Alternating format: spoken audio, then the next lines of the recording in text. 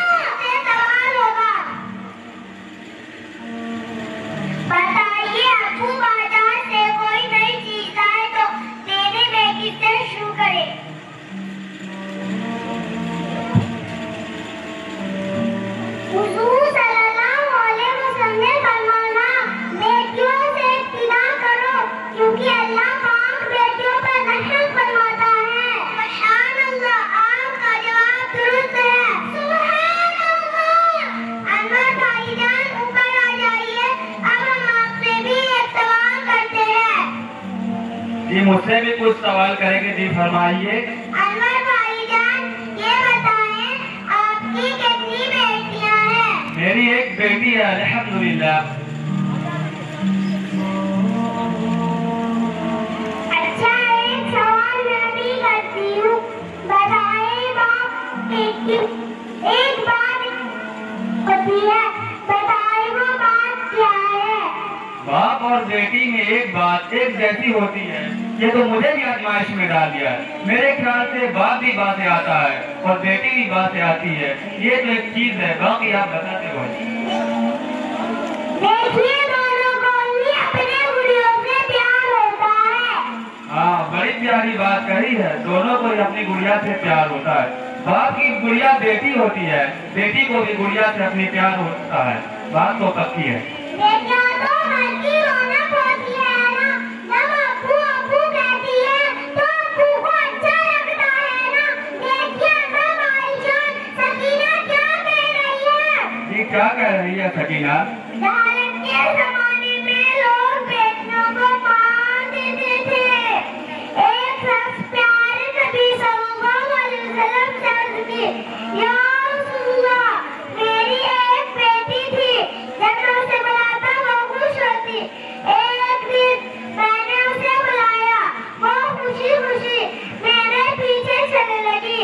میں اسے لے کر ایک کنویں پر گیا اور اس کا ہاتھ پکڑا اور کنویں کے اندر پھینک دیا۔ وہ بیچاری رو رو کر ابو جان، ابو جان، ابو جان چلا رہی تھی اور میں وہاں سے چلا گیا۔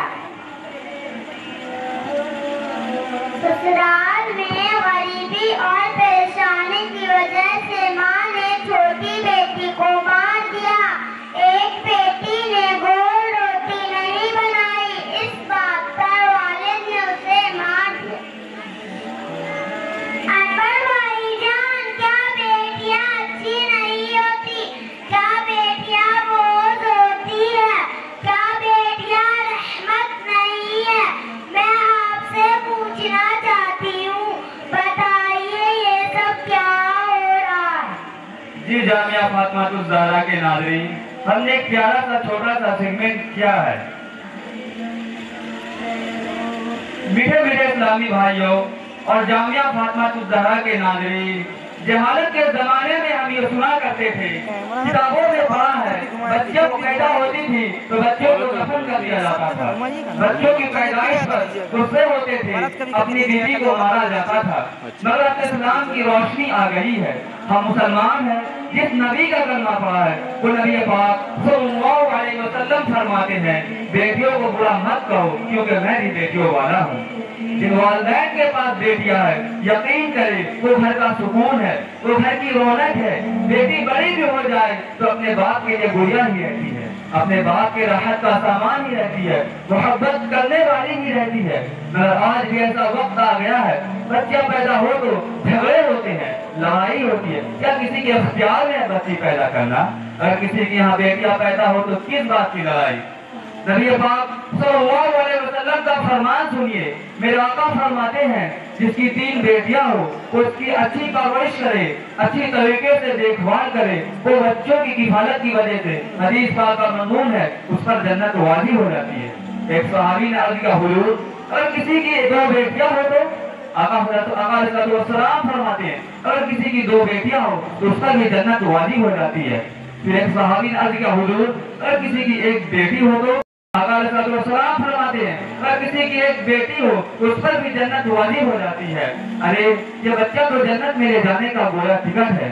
ناظرین، یہ بچہ اللہ کی نعمت ہے، رحمت ہے۔ اگر بچہ ہو تو انہیں بوجھ نہ سمجھے، اس وجہ سے اپنی زوجہ پر جرم نہ کرے، اس وجہ سے تانے نہ دے، اس وجہ سے گھر میں لڑائی جھگڑے نہ کرے، اچھی پرورش کرے اور جنت میں جانے کا سامان کرے۔ اللہ کریم ہمیں جس کی بچہ ہے اس کی اچھی نصیب فرمائے، اچھی پرورش کرنے کی توفیق عطا فرمائے، اچھی اور نیک جگہ پر رشتہ کرنے کی توفیق عطا فرمائے۔ ہمیں جس کی بچہ اپنے گھروں میں جا چکی ہے، اللہ ان کے گھروں میں سکھ عطا فرمائے، آمین۔